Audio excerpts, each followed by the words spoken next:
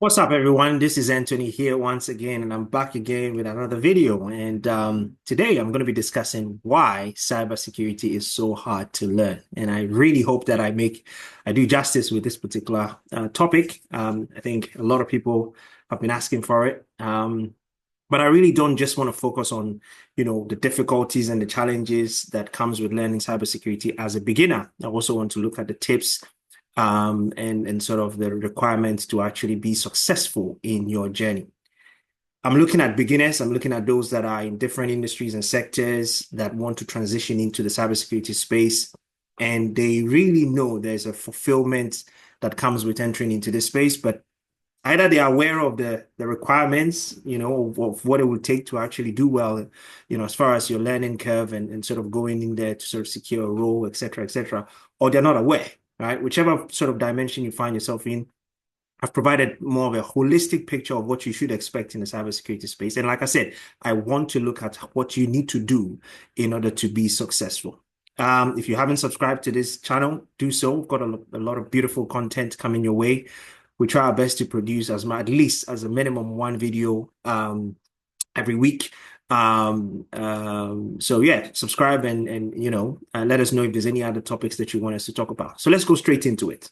Why is cybersecurity so hard to learn? Tips for success in your cybersecurity journey.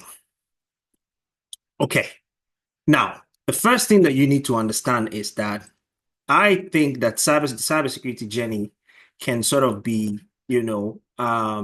depicted, as it were, with this particular image here. If you want to get into cybersecurity, it's akin to being asked to cut down this massively, deeply rooted tree with a kitchen knife, right? That's really what you're trying to do when you decide to embark on the journey of entering into the cybersecurity space. And you're going to find out there are different concepts. And, as you can see, the roots have different roots and they are all sort of intertwined and connected. And if you're asked to do this, one minute you'll be cutting from this side, the next minute you're cutting from the other side, the next minute you probably go here. It's a tall task. It's a very difficult task, right? So I want you to appreciate that what you're coming in is not, it's not a fairly straightforward domain, right? It's very rewarding. There's some element of job security in this particular space. Sorry. There's some element of job security in this particular space. People get rewarded handsomely. And then there is so much that you can do, right? There's different directions and sort of, things that you can do. It's a very rewarding space, but it is challenging, right? It requires quite an appreciation of so many different things. You've got networking, Linux, cryptography, threats, operating systems, quite a number of things that you need to learn. And we're going to look at all of this in detail. But one thing I want you to know, in the famous words of Nelson Mandela, it always seems impossible until it is done, right? That's the way cybersecurity is, right? But here's the point. The fact is that the learning curve or the learning path is like being on a roller coaster ride. Like every single day, you'll find yourself in a position where you are, up today, down today. There are days where you've tried to figure it out, and the days where you haven't figured it out, right? Some days you're cheering, some days you're like, what the heck did I get myself involved, right? But it's a very enriching and fulfilling career. If you want to get into it, my advice is that you do it. But my goal with this video, like I said, is to help you appreciate what a tall task that you're getting yourself involved in, have a healthy opinion about it, and more importantly, be prepared so that on your way, when the going gets tough, you remind yourself that, hey, this is what they told me what I should expect. And this is how I'm supposed to sort of position myself, pivot, change, patiently persist, etc., etc. So this is why you've got to embrace yourself to get into cybersecurity. So why is the learning curve a bit different? Well, cybersecurity, contrary to all the other domains that you might be privy to in either the tech world, the project delivery space, or any other industry, quite honestly, is often considered the most difficult tech field to master because it's a vast and constantly evolving landscape, and I'm going to be discussing that in a minute. Requires knowledge across multiple domains. You'll see that in a second. There's an adversarial nature. It's like you're in a battlefield. You're in cybersecurity. You're in protection, right? You're protecting, securing digital assets and databases, networks, whatever. So you are basically in a war, right? There are people who are intentionally trying to break into your systems, and you have a responsibility with other professionals around you to be able to do that job of protecting, preventing, detecting, and sort of responding. High stakes, right? Cybersecurity is a field where you've got to be very detailed and you've got to know what you're doing, right? This is why entry-level roles are quite difficult to come about, because there's a lot of stakes on the table. Nobody wants to just give it to anybody to just manage systems just because they seem to claim that they have maybe one certification, or they claim that they've done X, Y, Z. And then, of course, there's a shortage of structured learning path. Now, I do want to say that, you know, I really would delve into this a little bit. It's very difficult to just follow a structure in cybersecurity when it comes to your learning. And we would sort of appreciate that. If you're cutting down a tree of that nature of what I just showed you, 1 minute you will be structured, the next minute you have to go to the different path and sort of do things from a different perspective. So yes, it's good to have structure, but it's also good not to have too much. It's also good not to have too much structure, because there's too many concepts that you need to sort of familiarize yourself with. So I'm going to break all of these points in detail so that you can have a very, very good idea of what I'm talking about here. Let's start with the first one, right? Vast knowledge domain. That's the first challenge. IT fundamentals, right? There are different kinds of domains. Now, this is not exhaustive by no means. This is just a few of the points, a few of the areas that you're going to have to master. Maybe not master, but be aware of to a certain degree, right? And at some point, some things you have more knowledge of, some things you would have less knowledge of.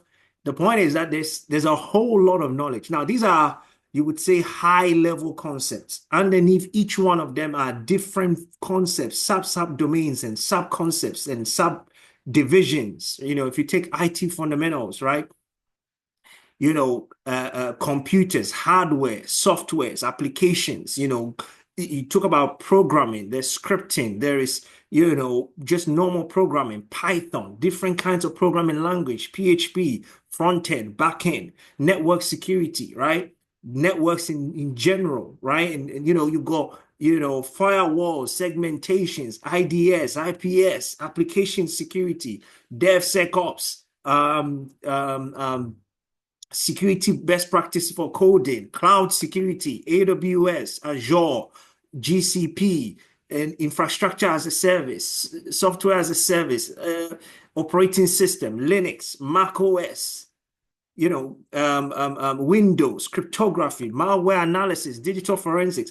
Everything has so many dimensions to them that it's almost like, I had a student some time ago that said, they want to focus on one area and then ultimately sort of master it and then move on to the next. And the reality is there's so much to learn that if you just decide to focus on one area, there's too much you don't know, right? So there's so much on the line to learn.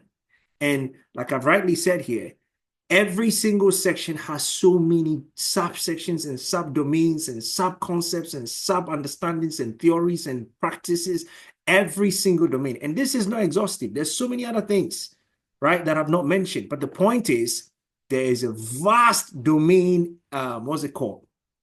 Knowledge domain that you need to master as a cybersecurity professional.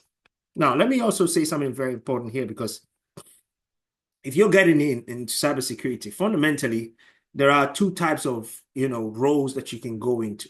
Cybersecurity is known to have approximately 52 different work roles, and it's discounting, but you can sort of group them into two different domains, right? The first area is more of the technical engineering domain, and then the second area is the people-oriented roles. I would argue that 80 to 85% of most of the roles in cybersecurity falls within the technical engineering role. The remaining 20, 25%, whatever, 15% is the people roles. It's really sort of bringing in the operations, the data analysis, the program management, project management, a bit of people, communication, training. All those things are still within the cybersecurity space, but a significant portion of the domains will have some technical engineering concepts that you need to master. And so you could argue that you don't need all of these. If you go for GRC, whatever, you could sort of specialize in governance or risk or compliance, and that could be true. But fundamentally, a huge number of work falls within the sort of engineering space. So a lot of these concepts, quite honestly, even if you don't know them in detail, you still need to have a good idea of what they are to do well in any aspect of cybersecurity. So that's the first challenge in cybersecurity. Second challenge is the fact that the target or the problem is constantly moving, right? The cybersecurity space doesn't stay still. There are new vulnerabilities that are being discovered on a day-to-day basis. The techniques, think about it this way, the techniques are constantly evolving. One of the major things you need to realize is that cybersecurity is possible or is a field because there are people out there who are intentionally constantly conceiving new ways in which they can explore vulnerabilities, they can exploit the vulnerabilities, identify loopholes into the IT infrastructure, the database, the systems, the sort of the networks that companies use and run on a day-to-day basis. They're probably coming from a place where they learned to use these IT systems as IT professionals. So they have an appreciation of how computers work, how computers talk to each other, the different protocols, the different sort of ports and systems and how it works. Right. And they are intentionally developing too many different ways in which they can exploit it. So it doesn't stand still. You're on a battlefield. You cannot, be complacent. You cannot sort of settle and be like, oh, I've finally arrived. No. It doesn't work like that. So you're constantly on your feet, gradually, constantly learning so many different things on a day-to-day basis. Then the technology landscape is constantly changing rapidly, right? Think about artificial intelligence. Think about deep fake, right? Think about what AI does for things like phishing emails and smishing emails and all kinds of things, right? Think about the potential in the hands of a cyber criminal, right?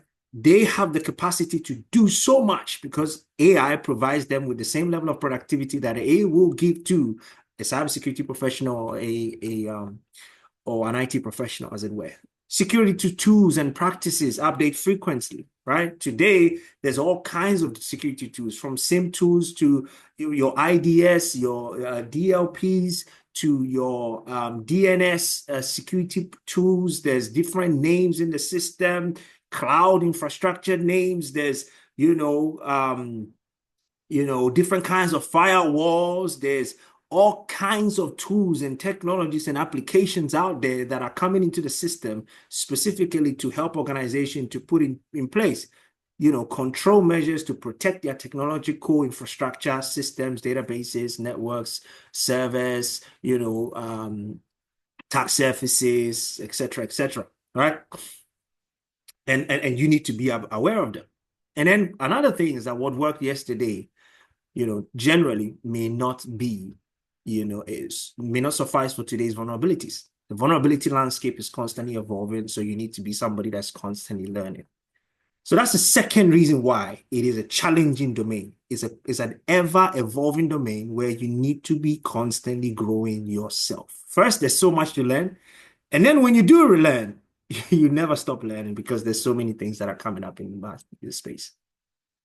Then the third point is that, you see, cybersecurity is kind of unique, right? In all the other domains, in quite a number of domains, there is a direct correlation between what you learn theoretically and what you practice. For the cybersecurity world, you only develop skills or the practicalities of doing things by doing. It's a very interesting world. This is why you can learn so much on YouTube's and all the various platforms and still not know how to do the work, because doing the work is the only way you learn how to do the work. There's a demarcation between the theory and the practice. You can learn cybersecurity from a conceptual basis, from a theoretical basis, but to know how to protect systems is a completely different thing. And so the theoretical concepts don't always translate into practical skills. That's why you need a mentor. You need somebody to guide you, somebody to show you. That's why you need to practice, right? Real world environment is messy and complex, as rightly so, right? Because you are in a battlefield. There's all kinds of different things that are happening, your context, the regulatory requirements, the different types of attack surfaces that you have, the kind of opportunities that, cyber criminals have within your context, the vulnerabilities, the kind of incidents that you should expect, the kind of, tools and technologies that it's a very complex domain. And so you have to be on your toes 24/7, 24/7, right? Because somebody is intentional about trying to hack into systems to either collect data, to, encrypt the data, coming for ransomware attacks and viruses and social engineering. You never know who's trying to sort of do what at what interval. You have to be sober and vigilant, at all times. The other thing is that experience is crucial, but it's hard to gain, right? I said the stakes are high in cybersecurity. Nobody's going to give it to you to practice with their systems. It's not like you're trying to do a project that didn't work. The most is like, okay, you've lost some time or some money. Here we're talking about real consequences to a company's ability to continue to function, right? There are real consequences to getting things wrong. So it's not that easy. Entry-level roles are not easy to find today for obvious reasons. You also have to have a defensive thinking, but at the same time, you got to be able to think from the perspective of the criminal. You have to have an adversarial mindset. How do they think? How does a cyber criminal, ethical hacker sort of, think on a day-to-day basis? And many skills can only be learned through hands-on practice. This is the challenge of cybersecurity. You couldn't learn theory and think, okay, I've learned quite a lot of theory, and so when I get into the practical world, it should naturally translate. No. There are too many tools. There's hundreds of tools that are in the practical world. There are different languages and syntax and scripting and this and that requires you to honestly have practice before you can translate your theoretical concepts. There's a very huge demarcation between what you know from a theoretical perspective and a practical context. And the fourth point is that you need to have interdisciplinary knowledge. We've already mentioned that cybersecurity as a concept involves so many different sections. And under those sections have sub-subsections and sub-subsections and sub-sub-concepts and sub-subdivisions and stuff. That alone does not suffice. You need to have interdisciplinary knowledge for cybersecurity to make sense. So you need to know law and compliance, right? You need to know psychology because there's something called social engineering, right? Exploring human behavior and human psychology to get what you want out of them. Business operations. You're not just securing assets. What's the implication from a business perspective? The different departments, right? Database management, cloud computing. I've touched on network protocols and architecture already. Systems administration, scripting, programming, right? You need to have a breast of Python. To be honest, you need to know what PHP is and what kinds of, programming works on things like, what is it called? Servers, right? Linux, risk management. There is an interdisciplinary, interdepartmental dependency that is required for you to have a good, healthy idea about the cybersecurity landscape that you find yourself in. All right, so this is the fourth challenge, or the reason why cybersecurity is quite difficult to get in as a whole, right? Now, what do you need in order to be successful? We know you've been given a knife to cut down this massive, hugely rooted, very, very old tree down. It's very, very difficult. What do you need in order to be successful? Well, I think the best way to get into the cybersecurity space is, first and foremost, you need a mentor. In fact, there are three fundamental things. If you look at what I have here, the first three things are a must. If you don't have them, just forget about it. The third three are a must too, but they're really dealing with you as a person in terms of some of the fundamental things that you need to be involved in or you need to have. But I think that at the same time, in a very sort of coherent, on a simultaneous, you should be doing this simultaneously. You need a mentor. And I have this image here because I kind of think it depicts that idea. You need a mentor. Some of these movies where you have the sort of the master and the apprentice attitude. And you need a mentor who can mentor you, instruct you, and teach you. Right? They have to have the ability to instruct you And I've put here a teacher, somebody that can bring, break hard concepts into simple, palatable, digestible ideas for you. And they have to instruct you. They've got to tell you, go and do this. And you'll be like, I don't know how to do it. And they'll just say, I don't care. Go and figure it out. Because you need to learn how to practice. You need to learn how to think on your own. You need a mentor, somebody that has been on that journey, has made their mistakes, and quite honestly can be able to guide you. At the same time, you need to have an obsession with daily learning. I really believe that if you're going to get into cybersecurity and be successful, then you need to commit time on a daily basis at a minimum, right? 1 hour is probably less. I really believe that you need a lot more time. I don't want to give you time frames here because everybody's learning patterns is different. And so I don't know what context you find yourself in. But the point is, you need to be obsessed with daily learning because as you are going along, you're going to figure out that, oh, all right, I'm learning about networking. But before I do networking, I probably need to understand sys administration or IT. I need to understand just basic concepts of hardware and software. Or you know what, I'm doing Linux, but I need to understand maybe Mac OS or whatever. Okay, I'm working on, I'm doing a bit of pen testing. I've learned some tools. I've learned about Wireshark, but I also need to understand other tools. And you need to be personally investigating several things, right? You've got to be investigating and reading and watching different kinds of videos and practicing. And that goes along with you being mentored and trained on an intentional basis, right? You have a tutor, a mentor who's constantly guiding you on a day-to-day basis, on a weekly basis, whatever the case might be, and you are also doing your personal study. And I said obsession with it. You've got to be obsessed for a period of time. When you have finally gotten the concepts, you can sort of die down the energy a little bit and then keep that momentum, as it were. And then a commitment to learning by doing. So these three have to be working at all time at the beginning stages, right? Somebody that is going to make life easier for you by breaking down hard concepts and also showing you the way, your obsession to learning by yourself. And then finally, your constant obsession to practicing what you're learning, via all the different platforms that are out there. Try Hack Me, what's it called? Oh, so many out there, right?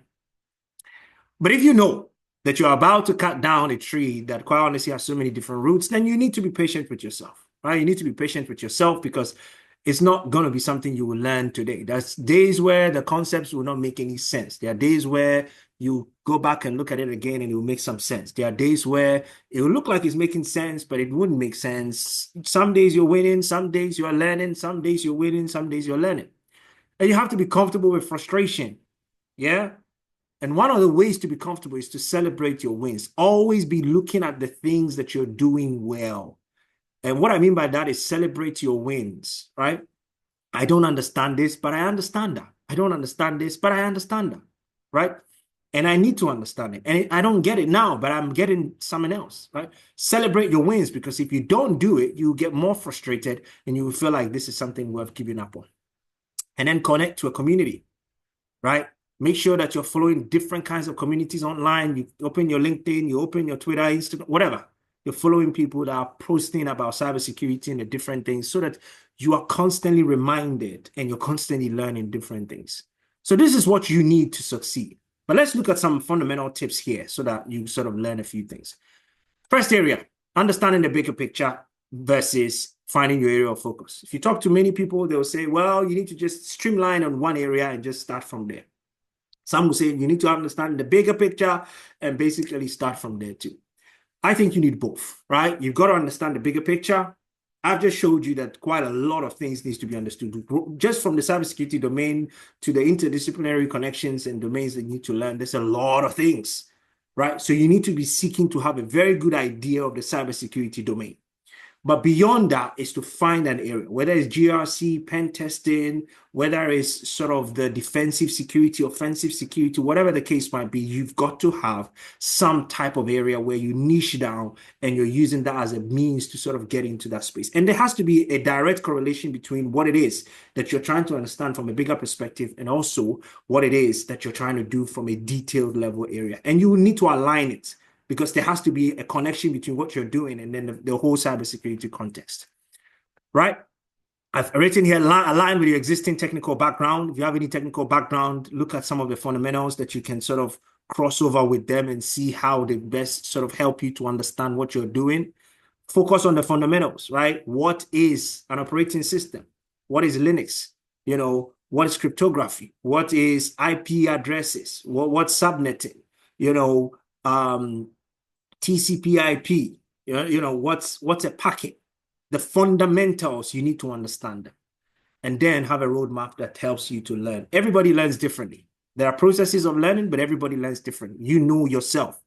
Know yourself and choose a learning path. But like I said, you need a mentor. You need to commit to learning every single day for a significant period of time. And then you also need to be practicing what you're learning. Then prioritize hands-on learning, right? Set up a home virtual environment, use virtual machines, workstation, this, that, containers. Set your home lab environment where you can practice on Linux, whatever it is, and start joining different kinds of platforms. Try Hack Me, Hack the Box, Von Hub, right? And start practicing, right? Participate in big bounty programs that will give you some level of experience. Document your process the whole time. But like I said, you need to practice when you're doing cybersecurity, right? You need to practice very well. And then the next thing is join communities. You've got to join communities, whether online, on all platforms, online, offline, participate in cybersecurity forums, Discord servers, attend local meetups and conferences, be active on social media, follow security researchers on social media, contribute, do something, make mistakes. Make sure that this is something that has become a part of your life, because you can only learn this thing if it is something that has to do with your day-to-day ins and out. If not, it's not going to work. It's honestly not going to work, because it's a big thing to get into cybersecurity. And then the next one is embrace continuous learning. I already told you that the landscape is ever changing, right? So you've got to constantly be engaging, maybe in security blogs and podcasts, watch some videos on YouTube, go into the sort of the cybersecurity vulnerability database, check the different CVEs, the different sort of vulnerabilities that have been discovered, on a day-to-day basis.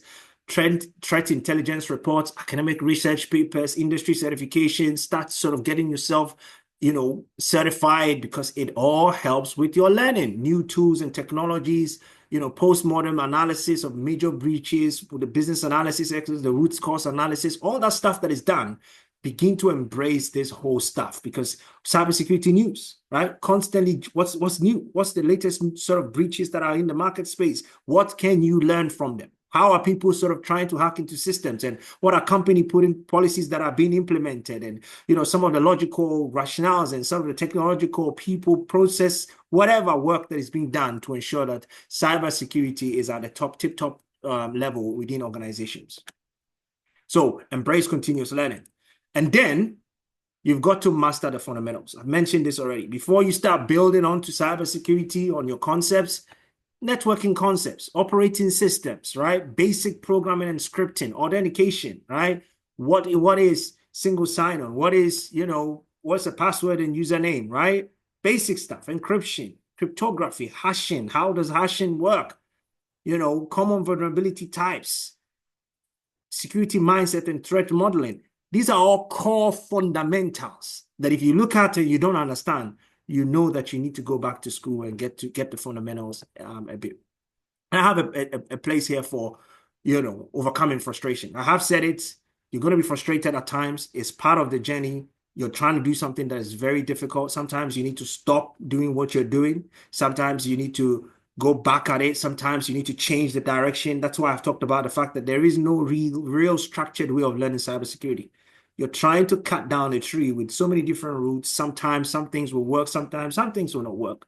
And all of it requires you to be able to celebrate small wins and progresses, break down your task, right, to avoid burnouts, right? Find somebody that will motivate you, document what you're learning. You've got to make this thing a little bit easier for yourself and focus on the process, not just I want to become this. Because if you do so, generally you feel like you're running behind time.